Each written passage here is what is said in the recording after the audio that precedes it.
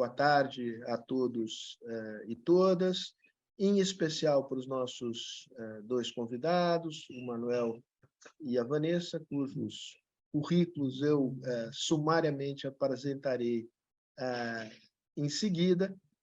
Antes de dar início, eu queria fazer um agradecimento formal às empresas que patrocinam o ciclo anual de seminário da Fundação Fernando Henrique Cardoso, cujas marcas estão expostas aqui na tela. Eu queria agradecer a todas e a cada uma delas pelo apoio que não nos tem faltado.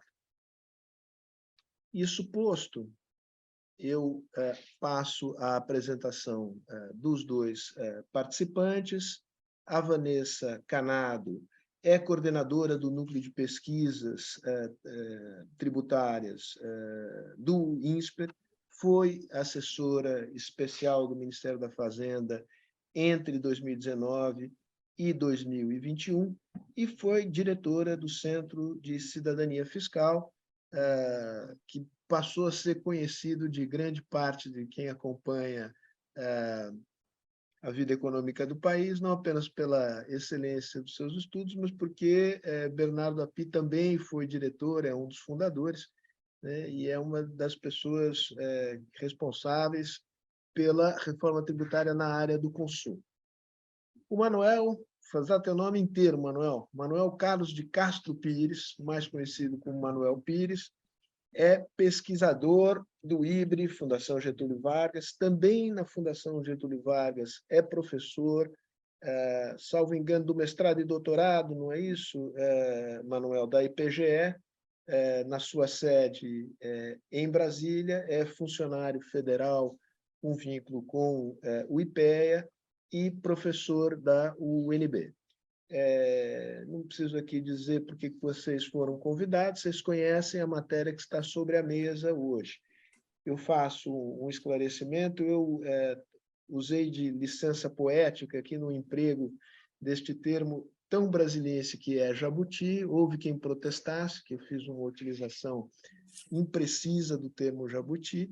É verdade, eu reconheço que foi uma utilização imprecisa, mas eu quis fazer uma citação ao ministro Haddad, que, ao se referir a isenções fiscais esdrúxulas, para dar um título qualquer, se referiu a jabutis e disse, está, fazendo um pouco mais de brincadeira, aberta a temporada de caça ao jabutis. Então, o propósito aqui é duplo, é discutir de maneira mais geral a qualidade do arcabouço fiscal que foi apresentado pelo governo ao exame do Congresso Nacional e da opinião pública, e, neste âmbito, discutir a estratégia que passa por aumento de arrecadação via a eliminação continuo na brincadeira, pedindo novamente licença poética, dos jabutis.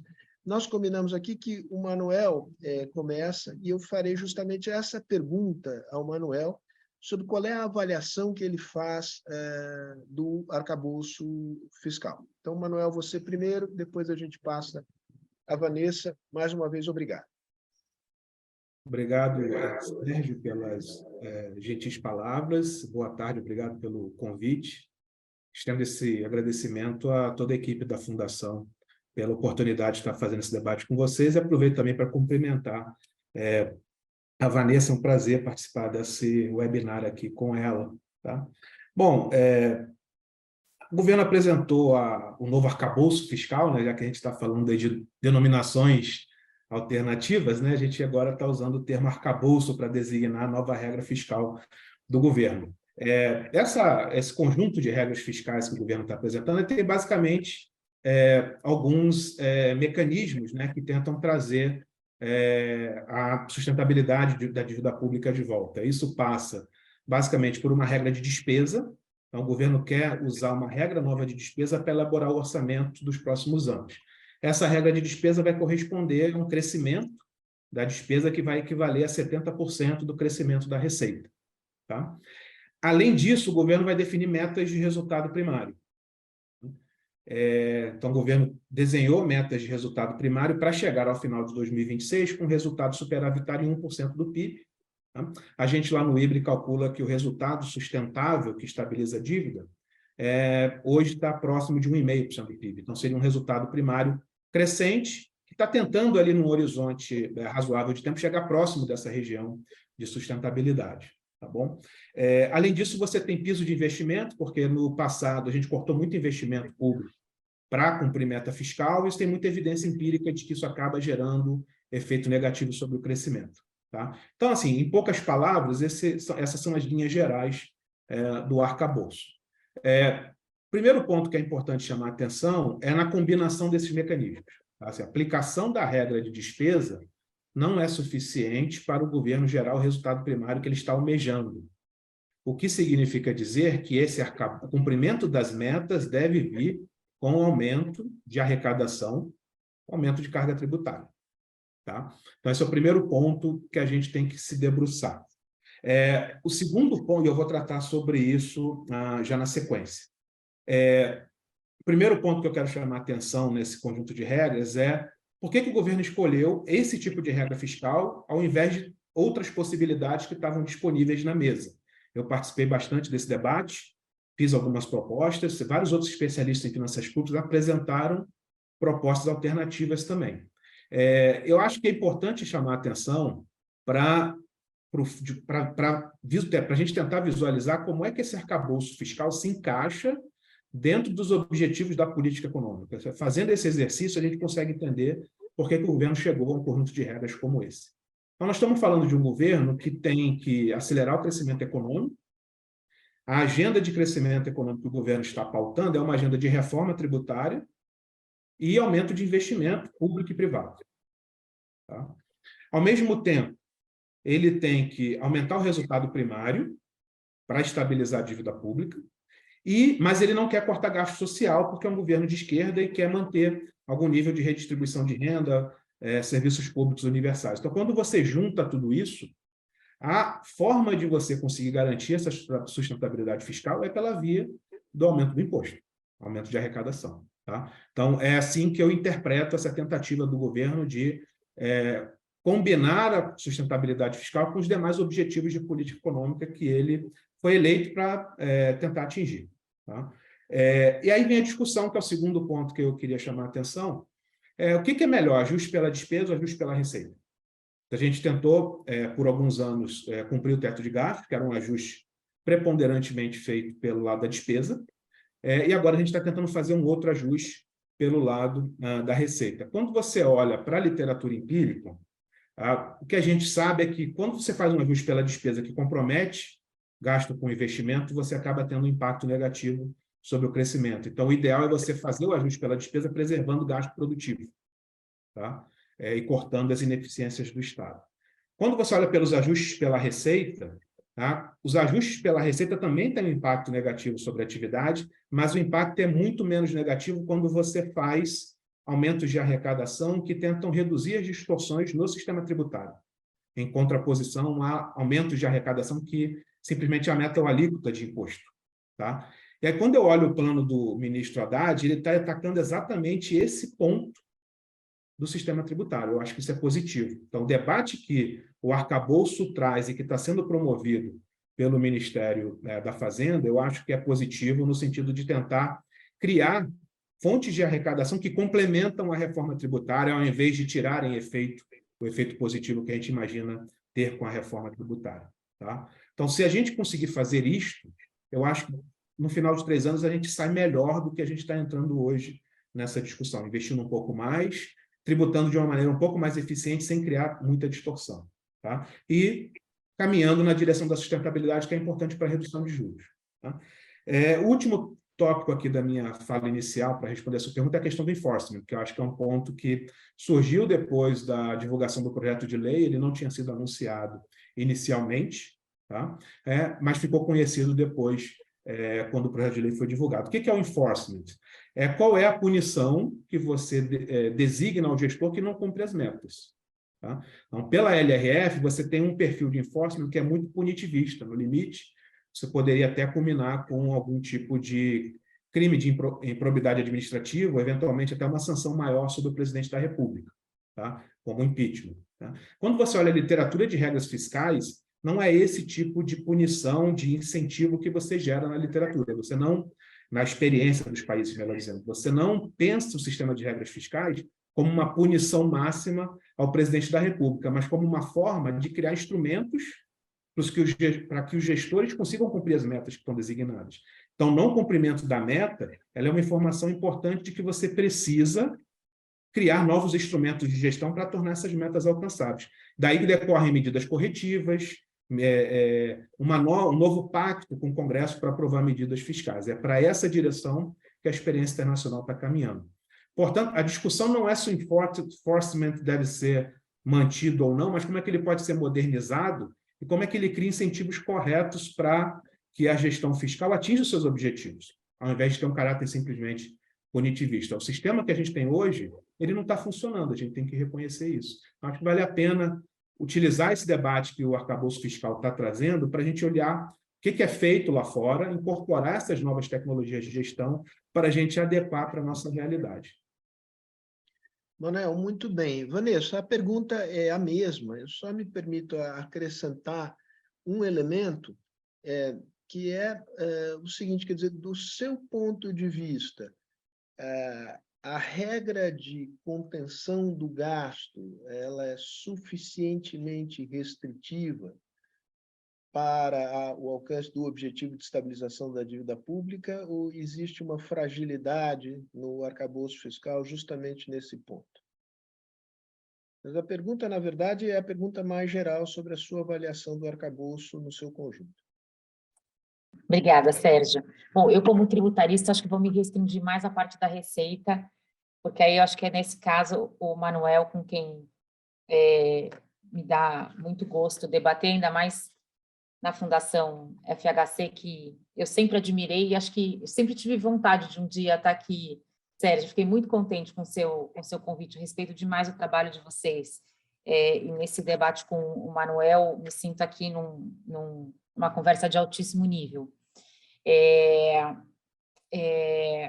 Eu acho que o Manuel falou bem, não dava para esperar num governo de esquerda, que também, historicamente, tem uma certa propensão a reajustar também os salários de servidores públicos, que a gente tivesse um ajuste fiscal pelo lado da despesa, né? E aí tem vários... eu não vou dizer se isso é bom ou ruim, como o Manuel colocou, porque realmente não é a minha área. Talvez uma questão que eu coloco até para o Manuel é se a questão do investimento público, 70 bilhões, né, de investimento público é suficiente para a gente ter, de fato, essa mitigação do dano ao crescimento econômico, e se, de outro lado, na verdade, o investimento privado, bem regulado, não traria uma melhor perspectiva do ponto de vista de relação com o crescimento econômico, né? A gente está vendo uma discussão agora sobre o saneamento, a gente viu, né, empresas serem retiradas do programa de privatização, também acho que não é nenhuma novidade dada a postura política que, coerentemente, o PT sempre teve, mas tentando trazer isso para uma discussão técnica, né, o quanto 70 bilhões de reais de investimento público às custas de crescimento de receita, né, já que a gente não vai ter diminuição, ao contrário, a gente vai ter aumento de despesa, é algo representativo do ponto de vista da relação dos investimentos com o crescimento econômico, e se, de outro lado, talvez o setor privado não pudesse fazer, às vezes, estar nesse papel de uma maneira mais eficiente, né, trazendo esses investimentos no setor, investimentos em infraestrutura, por exemplo, de uma maneira bem regulada, né, se a gente trabalhasse em melhoria de ambiente de negócio, segurança jurídica e etc. Então, acho que a gente não está vendo um horizonte. Eu, sinceramente, só vi cenários pessimistas até agora, Sérgio. Os economistas com dificuldade de enxergar essa conta de superávit, mas eu queria fazer aqui uma análise não sobre o lado da despesa, mas sobre o lado da receita. E aí eu acho que aqui tem uma análise diferente, para dois tipos de enfoque. O Manuel colocou bem um enfoque qualitativo. Quando você incrementa a receita, ampliando a base, do tributo, ou seja, diminuindo renúncias fiscais, isenções, tratamentos favorecidos, você tem um lado muito positivo, que independente de arrecadar mais, eu já entro nessa parte quantitativa, ou seja, qualitativamente é uma boa medida. Eliminar exceções do sistema tributário, via de regra, é um movimento positivo. Por que via de regra? Porque há alguns benefícios fiscais raríssimos, quando eles têm avaliação de custo-benefício, que de fato trazem um benefício para a sociedade maior que o seu custo. A grande maioria no mundo todo dos incentivos fiscais são dados e renovados e não são retirados por razões políticas. Mesmo nos Estados Unidos, mesmo em países desenvolvidos. Ou seja, eu dou um incentivo fiscal, eu faço uma avaliação de custo-benefício, eu vejo que esse incentivo fiscal não está entregando para a sociedade aquilo que ele prometeu, mas eu não consigo tirar, porque é um movimento político difícil. E do ponto de vista econômico, ele causa distorção alocativa. Então, quando eu dou um incentivo fiscal para a energia solar, eu posso, primeiro, estar dando um incentivo fiscal de forma desnecessária, porque o investimento em energia solar viria de qualquer forma, independente do incentivo fiscal, então eu só estou fazendo aumentar a margem desse tipo de negócio, e estou tirando, por exemplo, dinheiro investido da energia eólica. Então, eu promovo assim como quando eu dou isenção para CRIs e CRAS, né, os documentos, os títulos relacionados aos investimentos imobiliários e ao agronegócio, eu estou tirando dinheiro da infraestrutura. Por quê? Porque eu estou tratando um rendimento de forma mais favorável do que o outro, né? Então, não é à toa que as pessoas dizem, não, mas esse mercado é super promissor. Claro, eu também colocarei meu dinheiro onde eu tenho a rentabilidade maior graças ao imposto menor. Então, esse tipo a gente chama de broad base, de ampliação de base tributária, seja na renda, seja na folha, seja no consumo, ele é sempre positivo, via de regra é positivo para efeito de crescimento econômico, porque aumenta a produtividade e elimina a distorção alocativa. Então, é um movimento que tem um quê de estrutural importante. É claro que, aí entra o aspecto político, é muito difícil mexer de forma relevante nesses incentivos fiscais. Até agora, a gente não está mexendo propriamente nos incentivos fiscais. Até agora, a gente está tentando tapar alguns buracos que vêm muito mais de interpretação da legislação do que propriamente de benefícios fiscais. Não que não tenham que ser tapados também, mas essa agenda estrutural de revisão dos benefícios fiscais, acho que a gente ainda precisa desenhar um pouquinho melhor estrategicamente. E nela, a gente tem que incluir, infelizmente, o Simples, a revisão de despesas médicas de educação e saúde para média e alta renda, a gente tem que revisar a isenção da cesta básica, que custa 18 bilhões de reais por ano, a Zona Franca de Manaus, os CRIs, os CRAS, as LCIs e as LCAs, para falar das maiores. Então, a gente não tem muita caixa preta aí nos benefícios fiscais, não. Se você abriu a demonstração de gastos tributários, esses são eles mudam um pouquinho de posição de ano em ano, mas são esses os benefícios. É simples, Zona Franca de Manaus, cesta básica, deduções e isenções do imposto de renda da pessoa física, que na verdade agora a gente está aumentando a isenção, entidades beneficentes que não pagam contribuição sobre folha, especialmente além de imposto de renda, e os CRIs, CRAS, LCIs e LCA. Então, é uma agenda muito positiva, e para além de potencial arrecadatório, ela qualitativamente é uma agenda boa. Do ponto de vista de potencial de arrecadatório, do ponto de vista quantitativo, não mais do ponto de vista qualitativo, eu tenho um pouco de dúvida, por quê? Porque, primeiro, o cálculo que a Receita Federal, em geral, ela faz um cálculo estático, ela não leva em consideração o comportamento dos agentes. Então, não significa que se eu reonerar a cesta básica, eu arrecado 18 bilhões de reais, que é o valor da renúncia. Não é verdade, né? Porque você tem um comportamento, assim como se eu revogar a isenção do CRI e do CRA, do LCI e do LCA, eu não vou arrecadar, acho que são 6 bilhões, se eu não me engano. Então, o mercado se comporta de forma diferente, né? Então, eu vou tirar meu dinheiro de lá, talvez eu ponha na poupança, por exemplo, que continue isento.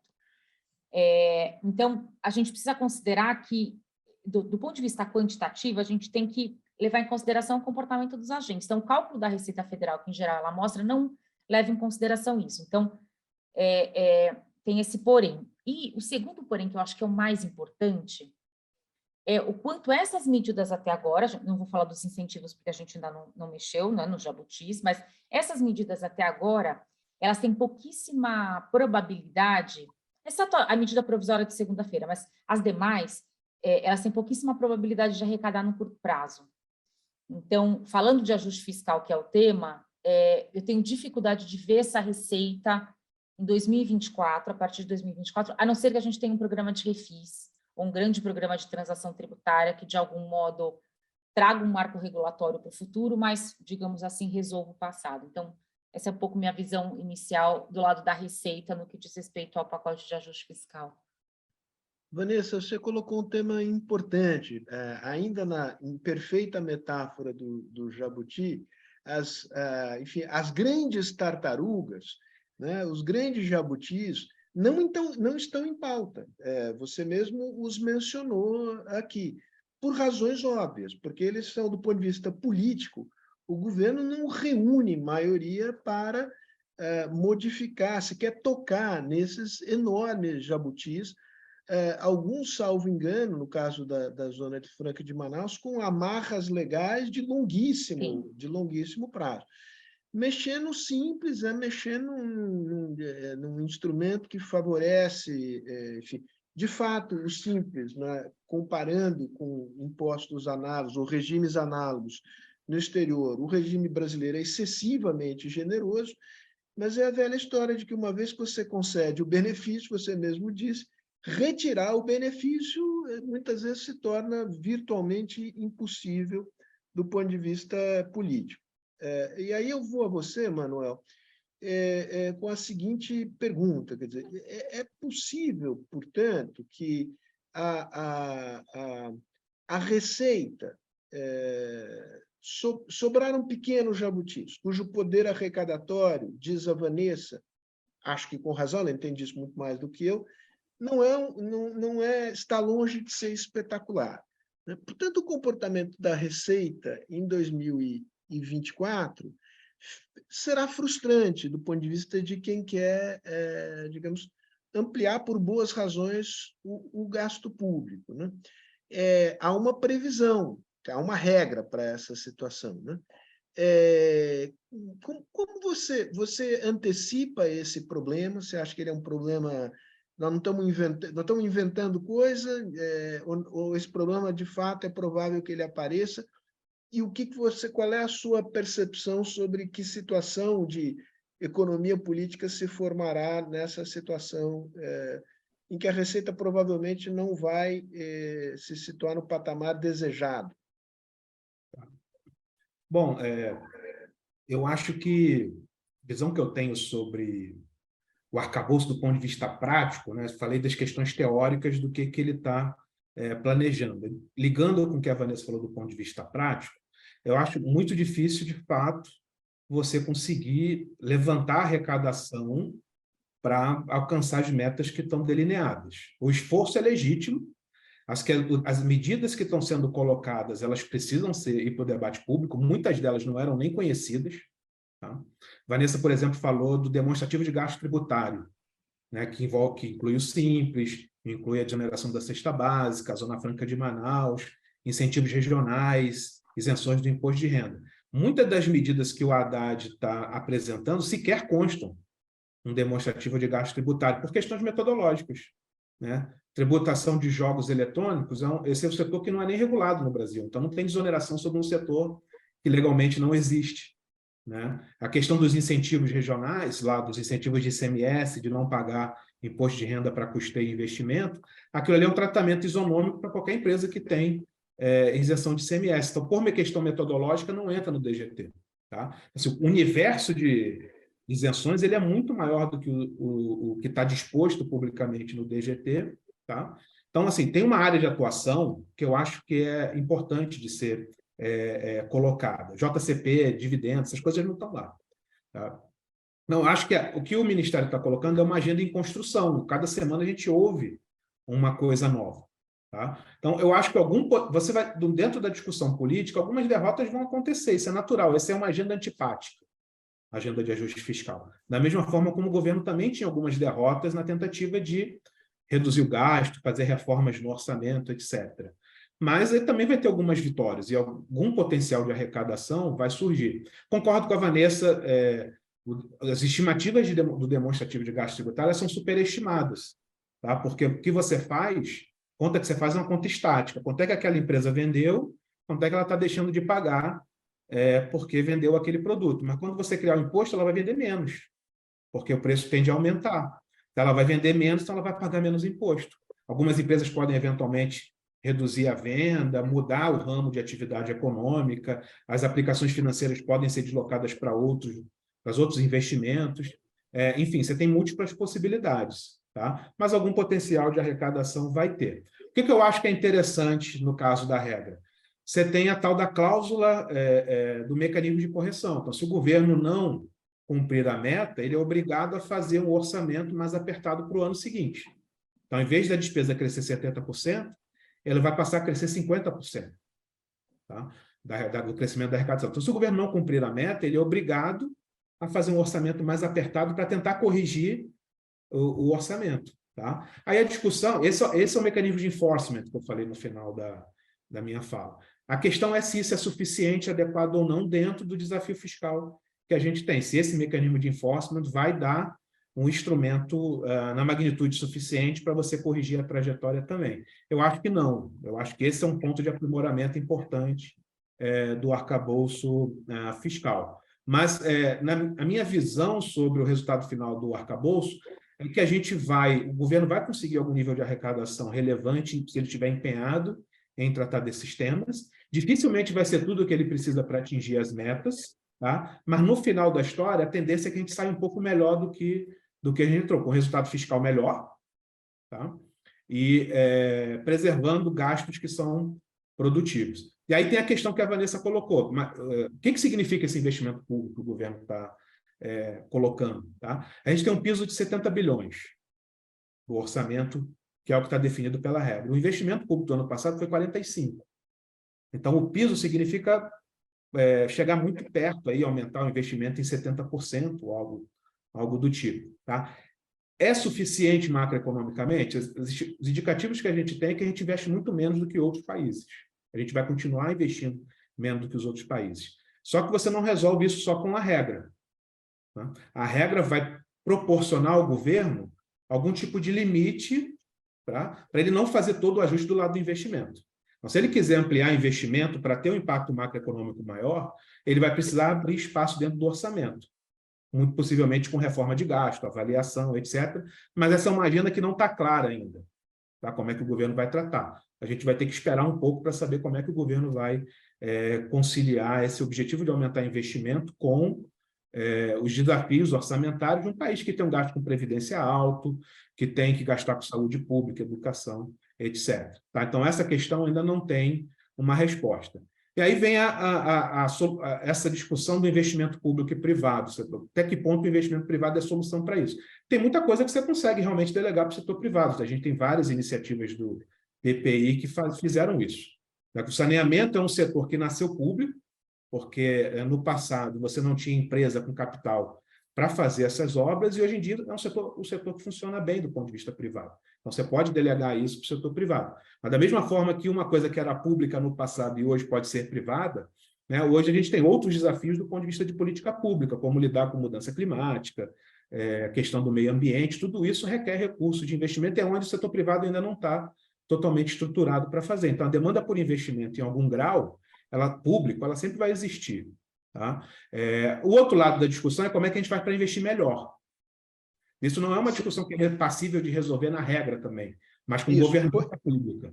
Manuel, põe essa discussão da qualidade, a gente volta, da qualidade do gasto. Deixa eu explorar um pouco com a Vanessa, ainda do lado da arrecadação. Né? Acho que formou-se aqui um consenso, pelo menos provisório, de que a caça ao jabuti isso faz sentido, do ponto de vista da eficiência alocativa, do ponto de vista de justiça fiscal, tributária, também faz sentido, mas que não vai chover um maná dos céus. Né? Potencial arrecadatório dessas medidas que são passíveis de absorção pelo Congresso não são grandes. Aí eu te faço a seguinte pergunta, Vanessa. No cronograma do governo, uma vez ultrapassada, e tomara que seja ultrapassada com êxito, a fase da reforma tributária sobre o consumo, tem a reforma tributária sobre a renda, né? Você vê mudanças na tributação sobre a renda como uma fonte importante, não distorsiva e potencialmente progressivas do ponto de vista distributivo? Como é a tua visão sobre isso, sobre as possibilidades de mexer fundamentalmente no imposto de renda, e é fundamentalmente sobre o imposto de renda pessoa física? Acho que aí você pode fazer a comparação com pessoa jurídica, né? Como é que você vê esse tema, tanto do ponto de vista, digamos, de fazer parar em pé o arcabouço, quanto do ponto de vista de ganhos, sobretudo de natureza de justiça fiscal no Brasil? Tá, ótimo. Essa é uma ótima pergunta, Sérgio, porque eu acho que tem uma agenda de modernização tributária que não tem nada a ver com propriamente reforma tributária. E tem vários pontos no imposto de renda que dizem respeito a esse tema, que eu acho que não precisam estar na reforma tributária, que foi, por exemplo, esse que o governo mandou por medida provisória. Então, quando a gente fala em reforma do imposto de renda, a gente está falando basicamente de redução da alíquota do imposto de renda das empresas, revisão dos incentivos fiscais que corroem a base e tributação do dividendo. Os princípios gerais da reforma do imposto de renda são esses: revisar a forma de incidência do imposto de renda corporativo para torná-lo em duas fases. Tirar da fase concentrada na empresa e passar a tributar uma parte na empresa e uma parte no dividendo. Outros temas, como, por exemplo, tributação de fundos exclusivos ou tributação de offshores, que foi o tema da medida provisória de segunda-feira, eu acho até bom que sejam segregados da reforma do imposto de renda, porque, como todos os temas, eles são temas complexos e que o debate ainda é incipiente no Brasil, quanto menos coisa você tiver para discutir, maior é a qualidade da discussão. Então, vamos discutir agora a tributação de offshores, que acho que tem bastante coisa para a gente debater, e ainda por cima tem um potencial arrecadatório, assim como o caso dos fundos exclusivos, porque isso independe da reforma do imposto de renda. Então, eu até achei, a despeito da questão arrecadatória e da função do ajuste fiscal, não vou entrar nessa questão que geralmente é muito polêmica, mas essa é uma agenda que, a despeito de ser arrecadatória e tratar de justiça fiscal, é uma agenda que também não precisaria estar junto com a reforma do imposto de renda. Acho que esse marco regulatório ainda peca muito por ineficiência alocativa, então ainda vou ter muita diferença. Eu acabei criando uma diferença entre quem tem um investimento na pessoa física e quem tem offshore agora. Então, a parte de distorção alocativa, acho que a gente vai precisar de uma segunda etapa, porque essa primeira etapa teve um viés mesmo mais arrecadatório de introduzir uma perninha, que é a tributação automática, que já é muito difícil, né? Acho que um segundo passo importante vai ser a gente uniformizar um pouquinho mais a tributação da renda do capital, no caso das pessoas físicas. Quando você isola essa medida das offshores e a medida dos fundos exclusivos, você tem potencial arrecadatório, como de fato era a razão do envio da medida provisória. Na reforma do imposto de renda em si, eu não vejo potencial arrecadatório, vou te dizer por quê. Porque quando você reduz a tributação do imposto de renda das empresas, cada ponto percentual que você reduz do imposto de renda das empresas, aí depende um pouco da conta, você tem que cobrar de 3 a 5 pontos percentuais no dividendo. Então, digamos que, no cenário Receita Federal, que geralmente é um cenário um pouco mais pessimista por razões óbvias, por questões conservadoras, a cada 3 pontos percentuais, se eu reduzo o imposto de renda corporativo de 34% para 31%, que ainda é muito alto, já tenho que colocar 15% no dividendo. Então, esse equilíbrio, redução do IRPJ e tributação do dividendo, ele é um equilíbrio muito difícil de fazer, porque a hora que você manda para o Congresso uma alíquota alta de dividendo e uma alíquota não tão baixa de IRPJ, o debate embola de uma maneira que você não consegue mais discutir nada, porque o tamanho da alíquota assusta na largada, que foi o que aconteceu com a reforma do governo passado. Onde é que você teria potencial de arrecadação aí? Nas empresas do simples e do lucro presumido. E um potencial enorme de justiça fiscal. Porque o acionista de uma empresa do simples, que ganha R$200 mil por mês, paga 5% de imposto, de todos os impostos, não é só de imposto de renda, não. Imposto de renda, ISS. E o acionista do fundo de pensão, que por sua vez é sócio compra ações do Itaú, paga 45%. de imposto de renda, estou comparando alíquotas nominais. Então, você tem hoje uma confusão de que as empresas do lucro real não pagam imposto e as empresas pequenas pagam muito e deveriam pagar ainda menos. Essa confusão demora muito tempo para você desfazer. E eu acho que agora o debate ainda não está maduro. Não que o governo não tenha que mandar. Se ninguém faz nada, o debate não começa. Então, acho que tem que fazer. Mas eu ainda sou pessimista. Desculpa te interromper para ver se eu entendi bem, porque eu acho que esse é um ponto importante. Quando você fala da confusão, veja se eu traduzo corretamente quando diz existe uma percepção equivocada de que a empresa que paga pelo lucro real paga pouco e de que a empresa que paga pelo lucro presumido ou pelo simples paga muito. O que você está dizendo é essa ou percepção pago justo, vai. É justamente o inverso. Exatamente. Porque depende do tamanho do acionista, não depende do tamanho da empresa.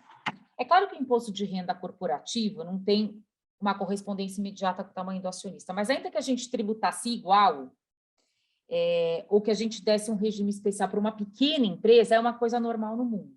Dar um pagamento baixo de imposto de renda para um acionista de uma empresa de 78 milhões de faturamento é uma coisa bem atípica. E a gente vê pelas alíquotas efetivas que, de fato, os acionistas de empresas pequenas praticamente não pagam imposto de renda.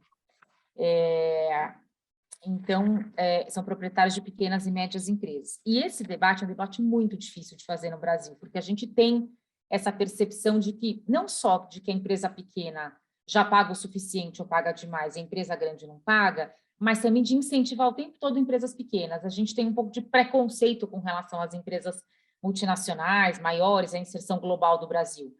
Então, isso faz com que a gente o tempo todo tenha empresas pequenas que não crescem, o que é prejudicial para a produtividade e para o crescimento. Então, esse é um debate no Brasil, para o qual o Manuel colabora muito, os economistas do IBRE em geral, no tema da produtividade e do crescimento econômico, que a gente ainda está muito incipiente no Brasil, minha leitura. Então, quando você vai mandar essa reforma para o Congresso, tentando tributar de forma igual os sócios de empresas pequenas, médias e grandes, porque, afinal de contas, 10 mil reais de lucro são 10 mil reais de lucro, não importa muito o tamanho da empresa, duvido que o Congresso esteja preparado para essa discussão. Então, o que a gente corre o risco é de sair com uma agenda de justiça fiscal pior, isentando o dividendo dessas empresas e sobrecarregando ainda mais as empresas maiores. Com o último agravante, que é o seguinte: quando você publica uma lei de tributação de dividendo, o que a empresa faz naturalmente é pagar todo o dividendo antes dela entrar em vigor. Não tem como mudar isso. Você não pode tributar o passado. Então, os primeiros anos da reforma são anos muito ruins para o governo em termos de arrecadação. Então, essas medidas pontuais que o governo está mandando agora do imposto de renda são mais úteis para a arrecadação do que a reforma propriamente dita. Mesmo se houver, digamos, houve agora, digamos, uma MP que amplia a faixa de isenção, certo? Do imposto de renda pessoa física. Você vê no horizonte a possibilidade de criação de uma alíquota mais alta do imposto de renda? Já houve no Brasil por um período curto. Eu mesmo cheguei a pagar 35%, salvo engano, nos anos 90, governo Itamar, o governo Collor, durou muito pouco. Né? Você vê isso como uma possibilidade, do ponto de vista do governo tomar essa iniciativa, e qual é o efeito arrecadatório disso? Pequeno, grande, médio? Na época que a Receita Federal fez essas simulações, que eu estava no governo, o potencial arrecadatório de uma alíquota de 30% era relativamente baixo. E a grande preocupação dessa medida era o quê? Era você estimular ainda mais as pessoas a se pejotizarem, para fugirem da tabela. Então, você tem, além de um potencial arrecadatório não muito relevante, porque, de fato, embora existam ricos, o Brasil não tem uma quantidade de ricos como a Dinamarca, então os 35% vão incidir sobre um grupo pequeno de pessoas que são seletistas ou servidores públicos. E você corre o risco de perder ainda algumas pessoas dessa base da iniciativa privada para a pejotização se você não tiver conseguido introduzir a agenda da tributação do dividendo. Então, eu me preocupo da gente simplesmente criar essa alíquota adicional de 35%, sem antes tocar nessa agenda distributiva, que é muito mais importante, que é a agenda da tributação do dividendo de pequenas e médias empresas, onde tem mais dinheiro e mais injustiça. Muito bom. Manuel, acho que queria te ouvir sobre esse conjunto de coisas que discutimos aqui nos últimos 10 minutos. Lembrando que você deixou ali pendurada no varal a questão, digamos, olhar a questão da qualidade do gasto, né? Mas queria a tua reflexão sobre essa discussão que acabamos de fazer aqui. A Vanessa tocou em pontos importantes da discussão da reforma da tributação direta. A gente está muito mais maduro para discutir a reforma da tributação sobre consumo, tá? Apesar de todos os empecilhos para avançar na reforma que existem, mas são empecilhos de natureza política, são menos empecilhos de natureza técnica. As pessoas, em geral, concordam que a gente tem que caminhar na direção de um IVA. Tá? Na discussão da reforma da tributação direta, não existe um modelo ideal, você pode discutir várias formas de tributar dividendos, por exemplo. Então, o que a gente tem, e aí eu tendo a concordar bastante com a Vanessa, são uma clareza da direção do que a reforma deveria atacar. Então, a gente deveria caminhar para reduzir a tributação nas empresas. Isso vai ter um impacto econômico muito importante, porque a gente ficou para trás nesse movimento, né, de redução de carga sobre as empresas que aconteceu no mundo inteiro. Isso é importante para a gente atrair empresas do ponto de outros países, aumentar nossa competitividade tributária, só que isso custa muito caro. Então, você precisa compensar isso em outros lugares. E aí, o óbvio é tributar dividendo, né? Que, inclusive, é bastante progressivo, tributar dividendo. O mundo todo tributa dividendos. O problema é que as pessoas, em geral, pensam isso de 1 para 1, e não é de 1 para 1, como a Vanessa mencionou. Se uma pequena desoneração de imposto de renda das empresas precisa de um alto aumento de carga nos dividendos. Então, essa discussão politicamente, ela não é simples. Além disso, a gente tem esse problema do simples e do lucro presumido. A gente tem empresas grandes, né? As faixas de isenção são muito grandes quando a gente compara com outros países em programas similares, né? Então, assim, a gente tem essa noção de que empresa grande paga pouco e tem que pagar mais. Tem empresa pequena, paga muito e deveria pagar menos. Só que a distância desses modelos tributários é muito grande, isso acaba incentivando as empresas a se subdividir e tornarem menos produtivas. Então, eu tenho um sistema tributário que gera, do ponto de vista de tributação direta, que incentiva muito pouco o crescimento das empresas e atrai pouco empresas de outros países. Eu acho que essa é uma agenda que precisa ser amadurecida para a gente ter um sistema tributário mais competitivo e poder gerar crescimento. Na parte de tributação financeira, eu acho que a discussão tem que ser separada também. Acho que é importante a gente separar, mas nesse caso eu acho que a gente está até um passo mais atrás ainda dessa outra discussão de recalibrar a carga nas empresas. Tá? Nesse espaço eu enxergo nesse tema eu enxergo algum espaço para crescer. A arrecadação sim, porque tem muita oportunidade de planejamento tributário na legislação brasileira. De certa forma, foi atacado um pouquinho aqui nessa MP da isenção, né, da atualização da tabela do imposto de renda. Então, assim, eu acho que é importante a gente ter um bom diagnóstico do sistema tributário para, mesmo que a gente ataque ele de forma episódica, em blocos, né, a gente saiba para onde a gente vai. Eu acho que isso é importante, porque não dá para mexer tudo ao mesmo tempo, e um debate puxa o outro, naturalmente.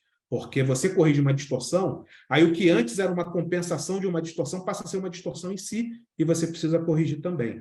Então, eu acho que a gente precisa montar uns blocos de discussão de reforma tributária para poder avançar nesse tema. E aí, como você colocou, né, questão do gasto, só para encerrar aquele raciocínio, né, o que eu estou dizendo é que a discussão do gasto ela é muito similar à discussão da receita. Você tem que fazer reforma da receita para tributar bem.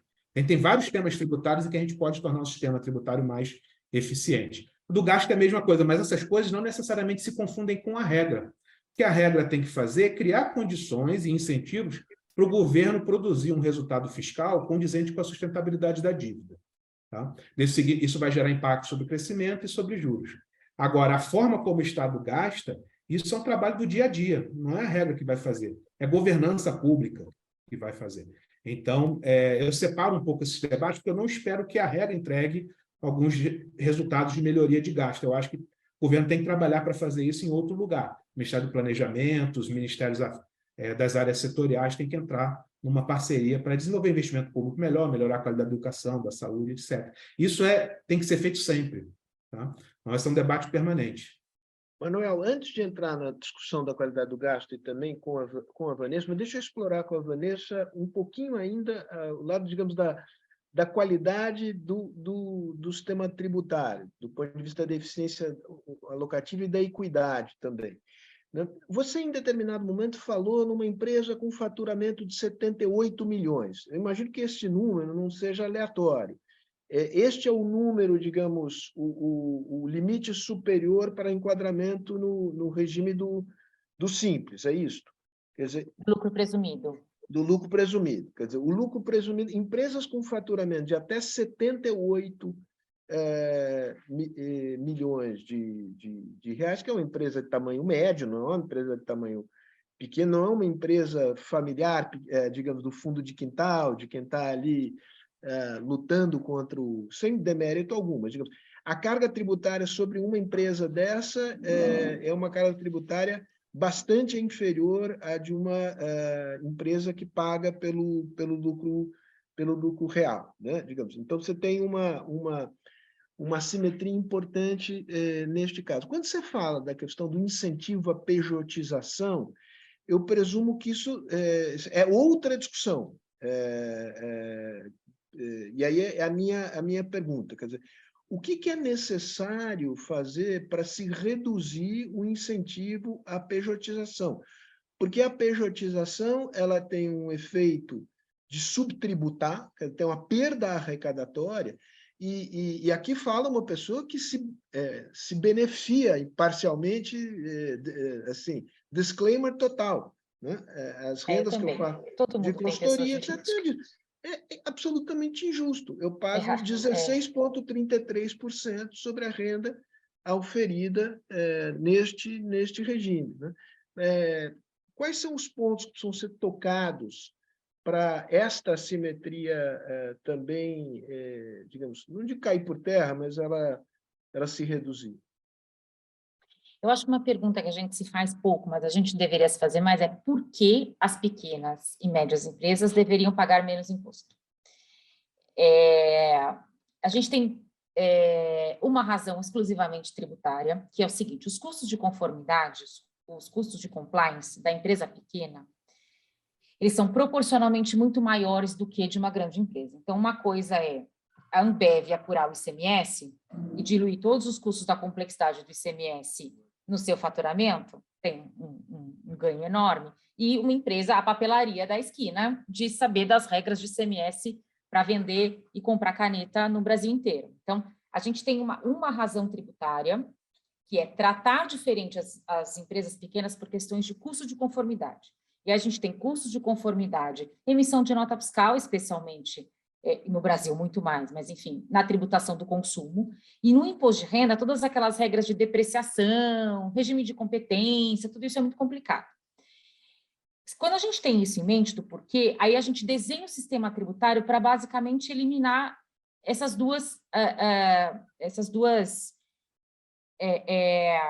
questões que pesam demais sobre as pequenas empresas. Então, como é que eu faço para diminuir o custo de conformidade para a pequena empresa na emissão da nota fiscal? Se eu não tiver como muitos países não têm, eles pegam lá o limite do faturamento, $100 mil, por exemplo, e diz, olha, uma empresa que fatura até $100 mil, não tem, ele vai gastar mais para cumprir a legislação tributária do que o tributo que eu vou arrecadar. Então, não tem condições, ele fica isento. No caso do imposto de renda, da pessoa jurídica, você pode, por exemplo, usar o fluxo de caixa. Então, não vai calcular a depreciação, dinheiro que entra, dinheiro que sai, acabou.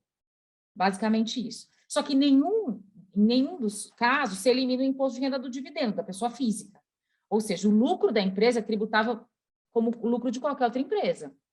Então, o porquê de fazer a diferenciação vai influenciar de você desenhar uma boa exceção. No Brasil, a gente não tem esse parâmetro. Então, no Brasil, a gente começou assim com o Simples, mas aí, no Simples, a gente não tem esse cálculo de custo de conformidade versus limite. A gente nunca teve. E a gente foi simplesmente aumentando. Tudo bem, o sistema tributário foi ficando mais complexo mesmo, mas a gente não tem essa conta. E a gente inclui tudo num pacote só, quando, na verdade, são distinções que justificam tratamentos que não são homogêneos. Então, eu deixar uma empresa isenta de ICMS, porque a legislação do ICMS é complexa e o tamanho dela não justifica a complexidade da legislação, tudo bem. Agora, eu deixá-la pagar 4% de imposto de renda na pessoa física, porque eu pago tudo antecipadamente no lucro empresarial, não faz nenhum sentido. Nenhum sentido. E, muito menos, não pagar contribuição patronal para o INSS. Então, a gente misturou tudo num bolo, quando, na verdade, a gente teria que fazer algumas diferenciações específicas para cada grupo de tributo, para tratar as assimetrias das pequenas empresas. No imposto de renda das pessoas físicas, que a gente não tem, nesse caso, porque o dividendo é isento, a gente não consegue fazer essa equalização. Então, o fato da gente ter um imposto de renda só na pessoa jurídica, ela otimiza a carga tributária baixa dos regimes simplificados. Porque quando eu distribuo para a pessoa física, que é quando eu tenho aquele lucro enorme com a tributação desse tamanho, eu não preciso pagar mais nada.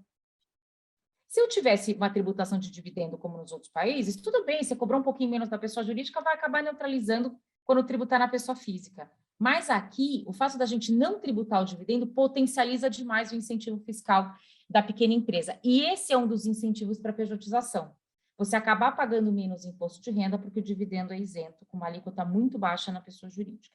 E o segundo incentivo para a pejotização é não pagar contribuição previdenciária quando você contrata um PJ. A contribuição previdenciária ela só é paga quando você contrata uma pessoa física. Se você contrata uma pessoa, o planejamento tributário é o mais simples possível. Contratou PF, paga a contribuição previdenciária, contratou PJ não. E o que você faz? Contrata uma PJ. Então, como acabar ou como eliminar a pejotização? Ao contrário daqueles que talvez não trabalhem com direito imaginam, não é um artigo de lei, não é o CARF, não é o judiciário. Você tem que retirar os incentivos à pejotização. Então, você tem que tratar as pessoas físicas que recebem lucros de uma maneira mais justa, e você tem que trazer para dentro da contribuição previdenciária, aí é mais difícil, porque ela é alta mesmo, essas pessoas que não têm vínculo empregatício e, na verdade, tem um vínculo disfarçado por meio de uma pessoa jurídica. Então, ao tratar esses dois incentivos, você cuida de também eliminar ou desincentivar, na verdade, a criação de pessoas jurídicas. Sou muito cética com relação a deixar esse assunto para o CARF, para o STJ, para o STF, não vai resolver. Lei não resolve esse tipo de coisa, é incentivo, desenho de incentivo. Muito bom. Vanessa, excelente. Eu queria propor para você, até porque a gente já está mais para perto do fim do que para o começo, que a gente fechasse aqui esse capítulo da discussão sobre o lado da receita. Acho que o resumo do que nós discutimos aqui, vocês me corrijam se eu estiver errado, é que há movimentos importantes a fazer do ponto de vista de melhorias pontuais, seja do ponto de vista de justiça fiscal, seja do ponto de vista de eficiência alocativa. Tem ganhos conceituais, vamos dizer assim, também tem ganhos de tornar mais transparente essas questões para o público, mas que, do ponto de vista arrecadatório, não nos iludamos, não há ganhos espetaculares a oferir deste lado. O que nos remete à discussão sobre o gasto. Aliás, é uma pergunta de várias pessoas aqui. E aí eu queria ligar alguns pontos, quer dizer, o espaço orçamentário para o investimento, a qualidade do investimento e a tendência que vem de longe de aumento dos gastos obrigatórios. O tema da reforma administrativa e da reforma previdenciária é um tema que, aparentemente, nesse momento, saiu da agenda. Não obstante, essas duas rubricas do orçamento federal consumirem, vocês aí me dizem, eu já ouvi percentuais de 80%, de 65%, enfim, vocês me dirão. Mas é uma fração enorme do orçamento federal. Quer dizer, é possível, digamos, pensar em estabilidade da dívida, em melhoria da qualidade do orçamento, sem tocar, né, nesses dois grandes grupos de despesa? E preocupa ou não preocupa vocês o fato de que, aparentemente, essas questões parecem, digamos, colocadas à margem? Voltando ao tema do investimento, que é conexo a isso, porque, digamos, o investimento foi sendo apertado na medida em que cresciam as despesas obrigatórias, queria que vocês falassem sobre como vocês veem as perspectivas de melhorar a qualidade do investimento público, lembrando o aspecto da governança do investimento público, né? Quer dizer, acho que é muito meritório que o planejamento tenha criado lá e nomeado uma pessoa altamente competente para fazer isto. Já governos anteriores, o governo Temer, criou uma comissão de avaliação, inclusive de qualidade de subsídios, etc. Mas o fato é que, do ponto de vista da governança do investimento público, embora o orçamento secreto, pelo menos nominalmente, não mais exista, continua um problema digamos, de dispersão enorme da pouca margem de investimento público, né? E aí a pergunta é, bom, enfim, não resolvendo isso, a saída não deveria ser uma saída com uma sinalização muito mais forte do lado do investimento privado, sem achar que isso é a panaceia para todos os males. Então, resumindo, que eu falei para burro aqui e não deveria ter falado tanto, porque vocês é que são os protagonistas aqui. Preocupa quanto preocupa o fato de que as questões sobre os dois grandes grupos de despesa do orçamento não parecem que sumiram da discussão fiscal. E dois, do ponto de vista, dá para melhorar, de fato, a qualidade do investimento público? Ou nós estamos aqui um pouco, para lembrar a peça do Samuel Beckett, esperando Godot? Sérgio, você tocou em vários pontos. Assim, o gasto, ele tem um conjunto de determinantes. A gente, de fato, no orçamento público, tem uma parcela muito grande de gasto obrigatório, tá? Em detrimento de gasto discricionário. Isso gera um problema, porque muitas vezes você precisa mudar a prioridade política, né? E você não tem espaço de manobra para fazer isso. Então, isso cria um problema de dificuldade de gestão do orçamento, tanto do ponto de vista técnico quanto do ponto de vista político, pensando numa relação entre governo e Congresso Nacional, na mediação lá dos interesses nacionais. Então, esse é o primeiro ponto. Tá. Quando a gente olha para gasto obrigatório, quais são os principais determinantes? A gente tem mais ou menos 3,7% do PIB de gasto com pessoal.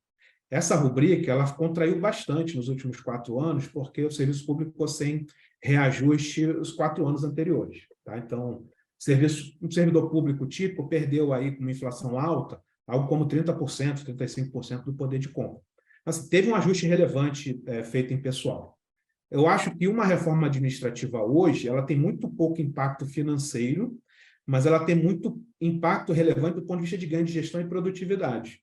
Então, acho que é uma reforma que continua sendo importante ser feita, mas a gente não pode ter a falsa esperança que hoje ela vai economizar muito. Essa agenda é muito mais importante hoje para os estados. Muitos estados ainda têm legislações de gestão de pessoal que remete aos anos 90, com regras que no governo federal já são muito mais avançadas. Então, separaria um pouco a discussão, porque ela tem impactos diferentes, dependendo de onde a gente travar ela. Os estados são entes importantes para a geração de resultado primário também. Tá? Então, acho que é uma reforma importante, com impacto financeiro relevante nos estados e menos no governo federal, ainda que no governo federal você tenha ganho de produtividade para ser explorado. Sobre os outros determinantes dos gastos, né?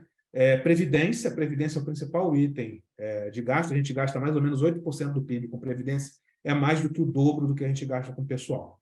A gente fez uma reforma de previdência, a gente está nas regras de transição. O que o impacto dessas reformas mostra é que a economia foi maior do que se esperava inicialmente. Tá? Qual é o determinante que dá para trabalhar hoje em dia? É o salário mínimo. Então, assim, enquanto você está na regra de transição, não tem sentido falar numa nova reforma. Eu acho que politicamente fica muito pouco palatável, mas dá para trabalhar o salário mínimo. Então, a discussão do salário mínimo ela é extremamente importante na gestão orçamentária. Eu tenho uma certa preocupação com a questão do salário mínimo. Eu acho que é uma discussão que tem que ser colocada num nível importante, aí, porque ela vai ter um impacto relevante do ponto de vista fiscal. Os outros 2 itens de gasto que são relevantes são os mínimos condicionais de saúde e de educação. A gente tem que separar a discussão de gasto. Quando a gente fala que o gasto obrigatório no Brasil é grande, parece que todo gasto obrigatório não se justifica. Tá? Então, é bom separar um pouco o joio do trigo. O mínimo condicional ele é um conceito importante. Por quê? Quando eu faço uma escola, eu tenho que garantir o funcionamento da escola. Eu não posso mudar minha preferência política de um ano por outro, de repente falar assim, não gosto mais dessa escola, não vou financiar ela, eu vou construir outra escola em outro lugar, porque agora quem manda no país é outro grupo político. Você tem que ter obrigação de financiar aquela escola. Então, a ideia dos mínimos constitucionais é de garantir o mínimo funcionamento desses dois setores. Eu acho que é importante. Qual que é o problema do mínimo constitucional? É que ele é vinculado à receita. Né? A receita é muito volátil. Então, o planejamento é muito prejudicado, porque num ano você está com a receita grande, e tem espaço orçamentário para gastar muito, outro ano você tem uma receita em queda, né? A receita flutua muito com a atividade econômica. Então, no ano que você tem receita em queda, você não consegue gastar, independente da estrutura física que você tem que manter. Tá bom? Então, acho que tem ganho de gestão se você fizer uma discussão madura sobre a determinação dos mínimos constitucionais. Tá? Então, assim, a gente está vendo agora a questão do Auxílio Brasil, está tendo uma reforma cadastral no Auxílio Brasil, porque ele ampliou muito durante a pandemia. Você está encontrando muito potencial de economia no Auxílio Brasil, porque muita gente não se qualificava para entrar no programa pelos critérios legais. Então, as economias já estão na casa de 2 dígitos. Né? Tem mais de 10 bilhões de reais de economia potencial sendo efetivado. Então, você consegue fazer algumas coisas. Tá? Mas são todas coisas que dependem do Congresso. O outro lado da discussão é o lado mais micro, menos político, que é de avaliação de programa. Aí o que eu posso dizer é o seguinte, a gente tem experiências positivas e negativas na avaliação de programas em termos de resultado, em termos de economia financeira. O que decide isso? Nos países em que esses programas foram adotados, você precisa fazer avaliação e o governo e o Congresso, a sociedade, de maneira mais ampla, precisa apoiar a avaliação para tornar ela efetiva, para conseguir fazer proposta de reformulação de programa. Tá? Em geral, quando os programas têm esse suporte político, você consegue gerar boas economias. Onde esses programas foram implementados com baixo apoio político, você não conseguiu gerar muita economia. Exemplo é México e Itália. A gente tem exemplos de spending review nesses 2 países, gerou muito pouca economia. Em outros países, a gente tem economias relevantes, então, se tiver apoio político para fazer isso, a gente pode esperar, ao longo de um horizonte de 3, 4 anos, economias mais significativas. Tá? Então, assim, do ponto de vista de radiografia do gasto, eu colocaria esses temas aí para a nossa discussão. Muito bom. Vanessa, é a mesma pergunta e pega o gancho do investimento privado de novo, que ficou... Você o lançou e ele ainda continua aqui no ar. Tá bom. Eu acho que é difícil esse debate no Brasil, né, Sérgio? Porque geralmente é um debate que as pessoas levam muito para o lado valorativo. Então, quando você fala investir mais ou menos em educação, é difícil você trabalhar racionalmente o tema, né? E politicamente acaba refletindo exatamente essa sensação da sociedade, de que sempre investir mais em saúde e educação vai ser bom. E eu acho que as pessoas, em geral, esperam como é que a gente melhora sem gastar mais. E tem como... Bom, eu cansei de ver lá no INSPER, onde eu trabalho, o Ricardo Paes de Barros apresentar inúmeras propostas de como melhorar a educação sem dinheiro. Idem, no caso do Bolsa Família, o Vinícius Botelho do INSPER e outras pessoas fizeram uma versão mais eficiente do Bolsa Família, que, na verdade, não precisaria, para aumentar o número de pessoas, mais dinheiro. Então, todos esses estudos e todas essas medidas vão nessa direção de, independentemente de ter mais dinheiro, não estou dizendo que colocar mais dinheiro é ruim, mas estou dizendo que independentemente de você colocar mais dinheiro, a gente terá uma melhora na qualidade. Agora, o mais grave de tudo não necessariamente colocar mais dinheiro melhora a qualidade. Acho que esse é o pior cenário que a gente não pode estar de novo. Então, o fato da gente aumentar ou manter os gastos com saúde e educação, a gente tem que atrelar de algum modo a melhoria da qualidade. Então, tá bom, não vamos discutir se vamos diminuir gastos com saúde e educação, porque, enfim, ou porque tem uma premissa técnica, ou porque tem uma premissa política importante. Então, mas como é que a gente vai atrelar o aumento desses gastos à melhora da qualidade? Eu vejo muitos trabalhos acadêmicos, não é minha área é tributação, mas eu vejo muitos trabalhos acadêmicos bem feitos nessa área.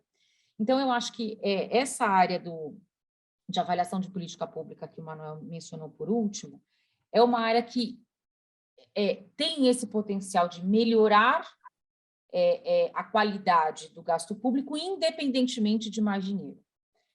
Agora, como o Manuel falou, não vamos esperar que isso vá trazer economia, assim como a reforma administrativa. Realmente, eu acho que talvez a gente espere que não cresça, como era a ideia do teto de gastos, mas acho que a gente não espera mais que se reduza. E aí vem a pergunta, como é que a gente vai fazer investimento se a gente não tem muito por onde aumentar a carga tributária de um lado ou reduzir gasto público de outro? Mesmo pessoas muito respeitadas nessa área de investimento, como o Cláudio Frista, defendem que tem que ter uma parte de investimento público, especialmente nessa área de infraestrutura.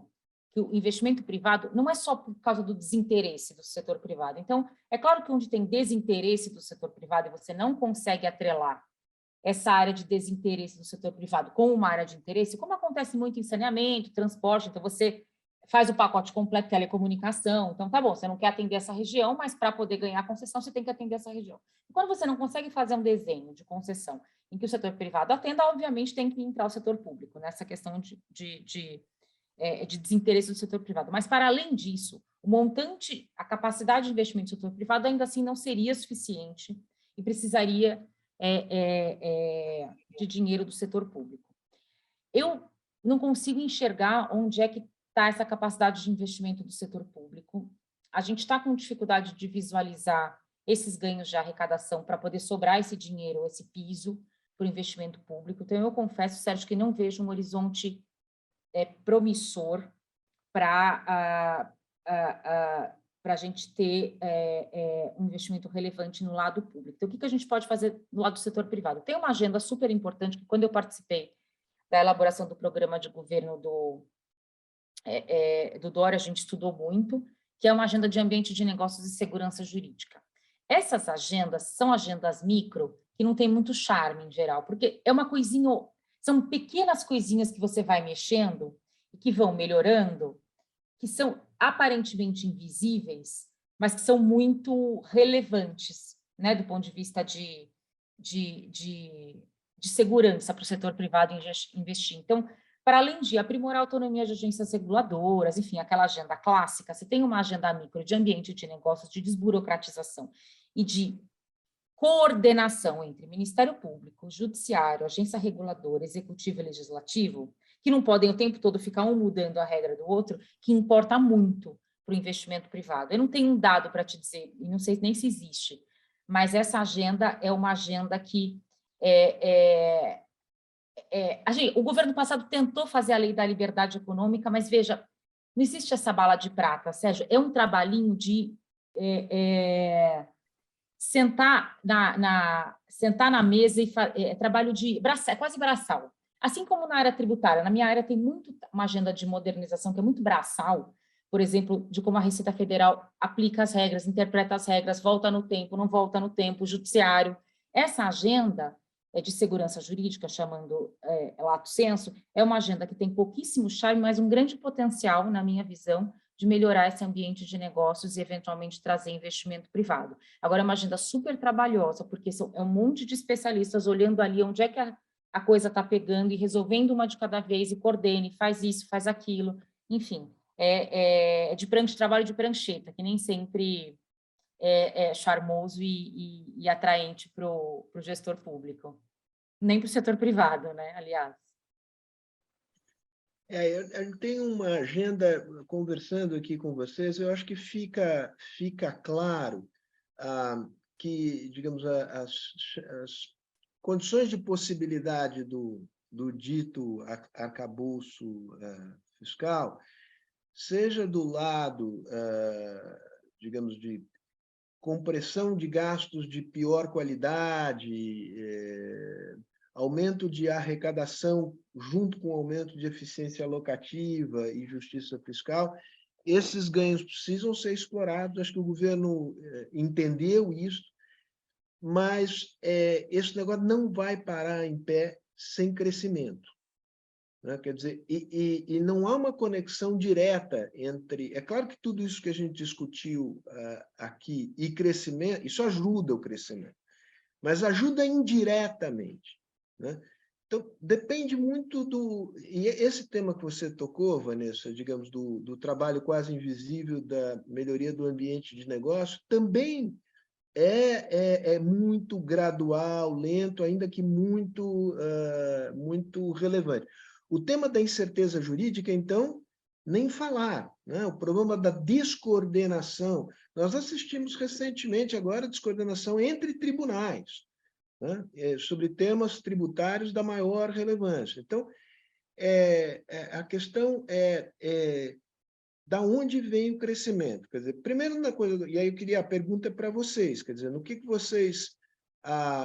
e aqui é quase dizendo o que vocês apostam, que tem um diagnóstico, mas tem uma intuição de vocês. A gente sabe que um pedaço do crescimento é sorte. Sorte no sentido que depende de uma certa conjunção de fatores internacionais, variáveis sobre as quais a gente não tem nenhum controle, zero controle, né?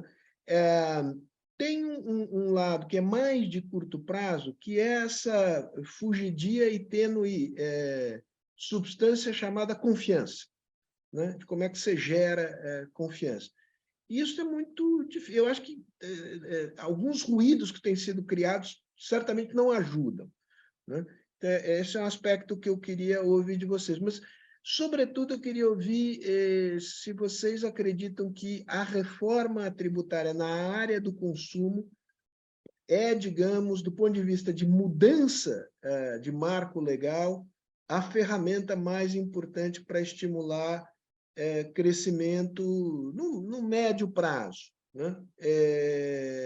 E que outros instrumentos estariam à disposição para, de fato, fazer com que o crescimento venha e viabilize o arcabouço fiscal, diluindo tensões que estão, obviamente, presentes aí no cumprimento na combinação dos diversos objetivos do arcabouço. Quer começar, Manuel? Assim, é para fechar. Bom, Sérgio, eu costumo dizer que sem crescimento o ajuste fiscal acaba no infinito, né? Porque a receita não cresce e você tem que enxugar gelo. Ninguém consegue, você não tem experiência histórica de ajuste fiscal sem nenhum crescimento. Então, assim, o crescimento é uma parte importante da equação. E aí a questão é quais são as condições propícias para você gerar crescimento, o que está sob controle do governo, e tem muita coisa que não está sob controle do governo, como você mencionou, você chamou de sorte, né? São as coisas que não estão sob controle do governo. O que eu vejo é o seguinte: o governo tem uma agenda importante, que é da reforma tributária, existe um investimento relevante em fazer essa reforma avançar. Os estudos que a gente tem no IBRE mostram que ela tem um impacto de crescimento, sim. Tá? Só que a reforma tributária ela vai ser uma PEC e depois uma regulamentação. Então, isso toma algum tempo. Tá? E depois ela tem uma transição. Então, o impacto de curto prazo é muito mais o efeito expectacional, de demonstração de você ter uma agenda positiva para o país que pode atrair investimento, pode ajudar nos juros, etc. E depois você tem a sustentação do lado da economia real, confirmando os efeitos benéficos dessa reforma se materializando. Mas essa é uma frente importante. A outra frente importante é a gente saber se posicionar e explorar as vantagens que a gente tem. E essa é uma coisa que eu acho que está começando meio que do zero, por conta da mudança de governo. Me refiro à questão ambiental. Como é que a gente tem um ativo importante, como é que a gente transforma esse ativo em crescimento econômico? Tá? E o segundo é a agenda internacional, que a gente ficou, de certa forma, excluído, né? E o presidente tem feito algumas visitas importantes, tentando levar empresários para a China, para os Estados Unidos, tentando construir isso. Obviamente que num ambiente de guerra muito conflituoso, mas que também dá algumas oportunidades para a gente, porque a gente pode ser visto como um parceiro estratégico, né, e confiável, mas isso tem que ser construído. Tá? A viagem para a China ficou muito restrita àquela discussão das declarações sobre a guerra, mas muitos acordos foram fechados ali na China que podem gerar alguma coisa. Então, eu acho que essa é uma agenda que tem espaço para a gente avançar. Então, eu atuaria nessas 4 frentes: reforma tributária, viabilização de investimento em infraestrutura, meio ambiente, desenvolvimento de meio ambiente, de oportunidades de negócios relacionadas a essa área, e na agenda internacional, porque a gente pode passar a ser um fornecedor de energia estratégico para a Europa, enfim, a gente tem um potencial de produção ambiental e de exportação que é bastante relevante e que precisa ser desenvolvido. Tá? Manuel, deixa eu explorar um ponto, um item rapidinho que você listou, que é o tema do investimento em infraestrutura. O governo disse privatização não, certo? Vamos avançar em regimes de concessão e, sobretudo, em PPPs. né? Você vê que PPP te parece um instrumento importante, digamos, poderoso, como alavanca do investimento, e que tipo de risco fiscal má governança de PPP cria um monte de passivo fiscal contingente? Estou certo ou estou errado? Não, cria sim, tá? Questão da privatização, de fato, eu acho que não vai andar. Na verdade, hoje, para privatizar no governo federal, você tem algumas grandes empresas, mas muita empresa que não tem atratividade do ponto de vista do setor privado. Só para pegar aqui o exemplo do Correios, o Correios tem um passivo previdenciário gigantesco, não é uma decisão trivial do setor privado comprar para decidir operar. Tá? Então, assim, hoje a gente tem empresas com um nível de complexidade mais elevado para privatizar. Isso posto, a área de concessão, eu acho que ainda tem muito espaço, tá? Não está claro ainda como é que o governo vai tratar isso, mas é um setor que, de certa forma, começou a caminhar com um modelo mais estável nos últimos anos, então tem ali uma agenda positiva. No caso da PPP, a gente nunca teve uma experiência bem-sucedida de PPP no nível federal. No nível federal, a gente tem pouquíssimas PPPs.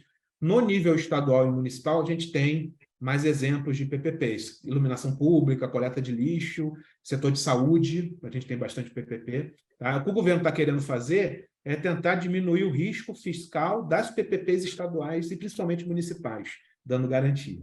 Tá? Do que eu conheço desse assunto, a maior parte do problema não está nesse tipo de risco. Tá? Tanto é que tem vários exemplos de PPPs. Então, eu tenho dúvida se isso vai ser suficiente para destravar PPPs em municípios que não têm como fazer. Acho que tem uma discussão também que é de operabilidade técnica, assim, ensinar a fazer PPP, tá? E fazer essa agenda avançar. Quando o governo oferece garantia, o natural é que o governo tenha algum poder de controle sobre a qualidade das PPPs que está sendo feita para não estourar sobre ele, esse risco fiscal que você mencionou não se materializar. O problema é que se você fizer isso, você trava a evolução das PPPs. Imagina o governo federal regulando o PPP em nível municipal. Vai gerar uma descoordenação gigantesca. Então, eu tenho um pouco de dúvidas ainda sobre, né, os resultados que a gente deve esperar com relação a essa iniciativa. Tá? Muito bom. Vanessa. Sérgio, acho que eu adicionaria talvez o tema da abertura comercial a essa agenda que o Manuel colocou e reforçaria a importância da reforma tributária do consumo. Por quê?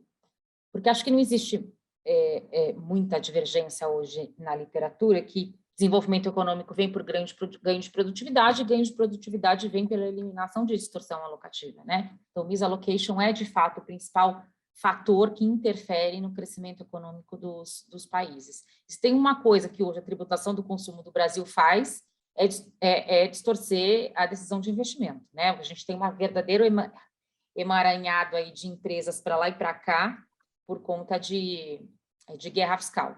Então, se é verdade, né, o que a literatura econômica mais recente diz, que misallocation pode responder por até 80% do desenvolvimento econômico de países, dependendo do país, a reforma tributária deveria estar, pelo menos visivelmente, no primeiro item da agenda, a reforma da tributação do consumo. Porque se tem uma função que hoje ela tem, hoje é de produzir um enorme misallocation, né? E, indiretamente também, de interferir na abertura comercial. Porque, de algum modo, os incentivos fiscais, eles protegem um pouco a indústria nacional de novos entrantes e, por outro lado, dificultam muito a importação de tecnologia, porque a importação de tecnologia no sistema atual sem IVA ela é muito custosa. Então, tudo isso está muito ligado. Então, tudo que está ligado à agenda de produtividade deveria fazer parte, né, numa ordem de, claro, não só de avaliação técnica, mas também de avaliação política, deveria estar na ordem do dia. Então, para mim, partindo dessas premissas, a reforma tributária do consumo seria o primeiro item em termos de ganho estrutural e de longo prazo de produtividade. E, além dos itens que o Manuel colocou, especialmente a área de infra, eu também colocaria a questão da abertura comercial, que, de algum modo, está muito relacionado à agenda de reforma tributária. Agora, a gente vê pouco esse debate sobre crescimento econômico e sobre misallocation, sobre eficiência alocativa no Brasil. A gente debate mais câmbio, juros, enfim, mais esses temas que, de algum modo, claro que são importantes, ajuste fiscal, agenda macro, é claro que é importante, mas essa agenda micro, literalmente, ligada à produtividade, é uma agenda pouco explorada no Brasil. E eu acho que, assim como o trabalho de segurança jurídica, é um trabalho muito de prancheta, é um trabalho muito de identificar onde é que a gente pode melhorar a nossa eficiência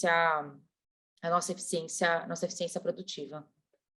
Muito bom. Para finalizar, só lembrar que nesse tema da abertura comercial, eu diria que a mãe de todas as batalhas é o fechamento do acordo Mercosul-União Europeia. O governo já disse com toda clareza, pode ser a favor ou contra, mas o governo não escondeu na campanha eleitoral que só faria a abertura negociada, não haveria medidas unilaterais de abertura. Então, de fato, o acordo com a União Europeia, não chegamos lá, mas nunca estivemos tão perto. Acho que o mesmo vale para a reforma tributária sobre o consumo. Não chegamos lá, mas nunca estivemos tão perto. Então, acho que com essa nota final assim, de otimismo, né? Otimismo cauteloso, porque quem não for cauteloso no Brasil é maluco, né? Mas quem também não for um pouco otimista não vai a lugar algum. Então, eu queria agradecer imensamente aqui essa conversa com vocês, Manuel e Vanessa, a clareza da exposição de vocês, a capacidade de diagnóstico e não só de diagnóstico, mas de apontar caminhos e soluções é invejável. Então, parabéns, obrigado. E, Vanessa, essa foi a tua primeira. Acho que o Manuel também foi a primeira vez aqui conosco. Certamente não será a última, tá bom? Então, olha, um grande abraço, um obrigado a todas as pessoas aqui. Muitas perguntas vocês telepaticamente responderam, né? Havia perguntas sobre como proteger as micro e pequenas empresas sem criar distorções, qual é o potencial arrecadatório de taxação dos super ricos, enfim. Vocês aqui cobriram todo o terreno brilhantemente. Olha, realmente, em nome da Fundação, em meu nome, muito obrigado. Muito obrigada, Sérgio. Eu que agradeço o convite, foi um prazer. Boa noite a todos. Tchau, tchau. Obrigada. Um abração, tchau, gente. Tchau, Sérgio. Obrigada.